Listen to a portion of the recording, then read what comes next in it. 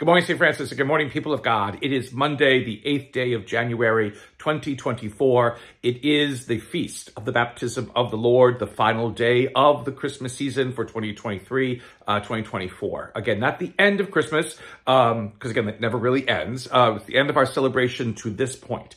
Technically, you can celebrate all the way to the 2nd of February, and if you can, you should, because that is the presentation of the Lord. That is the 40 days after Christmas. That concludes the entire Christmas cycle with, again, the presentation of Jesus to Simeon and to Anna that we had during Christmas week. We hear that reading again on the presentation of the Lord. We'll get to that when we come to February the 2nd. But today, in our liturgical calendar, is, again, the final day of the Christmas season. We end, and again, as you can see, a snowy background still again, and there's a little Christmas angel right there in the corner. So a little bit of Christmas still here. If you can keep Christmas up until tomorrow and then take it down tomorrow, that would be great.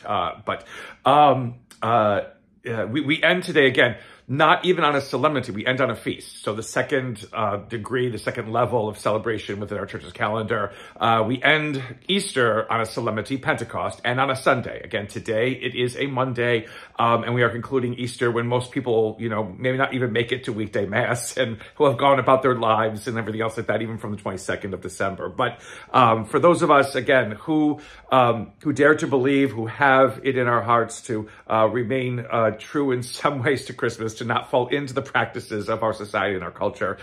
Today is the final day to celebrate, the final day for a Christmas carol, the final day for Christmas cookies, the final day perhaps to give a gift if you haven't done so already, the final day basically to bask again in that joy that is this season. And this joy now that we are challenged to bring into winter ordinary time, a joy that does not end at midnight tonight when we cease the celebration of Christmas liturgically for the year. And so we end, again, on this also interesting note, not of kings presenting Jesus with gifts, not of angels announcing his birth, not of any of those other kinds of images that are so equated with Christmas in our society and our culture celebrations of Christmas, but with Jesus's baptism.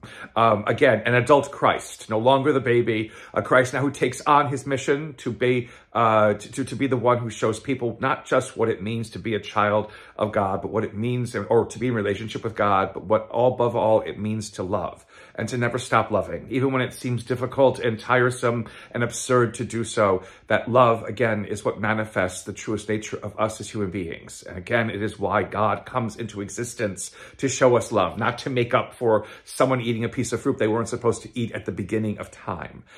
This is something, again, we need to embrace in our lives. And the way that we do so is by, in some ways, trying to commit ourselves, to living this life, which is what baptism does. It doesn't make us part of a club. It does not make us part of an organization. It does not make us part of an institution. It makes us try to live in a way that the world cannot understand on its own to live. It makes us try to live in a way that the world cannot teach us to live, to care about each other, to love each other, to forgive each other, to stand by and to journey with each other, to open our lives and our hearts to as many people as possible. And that is what happens today. Because it is such an interesting day and there are different readings that can be used if it falls on a Sunday, there are only two readings, the first reading in the gospel today. And our first reading, you have four choices, two from Isaiah, one from Acts, and again, one from that first letter of John. The ones from Isaiah, perhaps, are best. We heard already the one from John, the letter of John, about identifying who the Christ is and why we must follow him. We heard that one during the Christmas season, so you don't want to really repeat that again. The one from Acts is in Peter's speech, in which he says that, he knows in his heart that God shows no partiality. And again, this is where this is the speech that's given at Pentecost. And again, where Peter is asking not just Jews, but the entire Roman world that is known at that time, to embrace this Messiah who has come to them. And then it breaks out of just a Jewish custom or a Jewish happening.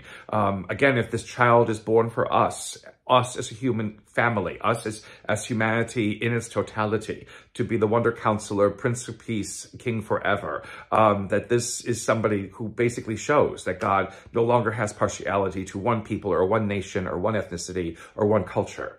The Isaiah readings basically speak of the one whom Jesus has, that Jesus is the one whom God has chosen. And that, again, it's like this is the one who will allow us to be able to understand ourselves in the most fullest and wonderful and glorious way as possible. In the Gospel today, we have it from Mark. And Mark is the one that is usually used or suggested to be used at the baptism of children, where Jesus coming up out of the water, the heavens open, a dove descends. This is my beloved on whom my favor rests. Kind of the same voice that will appear at the Transfiguration, saying the same kind of thing.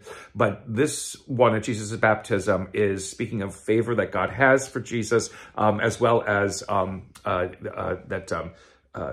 this is one of this is one of my favorite. This is my chosen one, who my favor rests upon him. Yes, but that is the thing.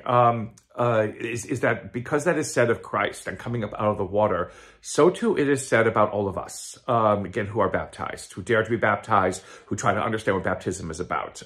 We are pleasing, that's it. We are pleasing to God, and God favors us. Before we do anything, before we achieve anything, before anything has been accomplished, again, this is at the beginning of Jesus' ministry. Before any of these things happen, we have God's favor. We are pleasing to God because God has created us. We don't have to prove anything. So many times within our church, we seem as though we have to prove this, that, or the other thing to make God love us. And this reading, this feast day in which we celebrate the conclusion of our Christmas season, demonstrates there is nothing that we need to do except to live out of that favor and out of that love that God always has for us. A blessed final day of the Christmas season, St. Francis and people of God. May the Lord always give you his peace.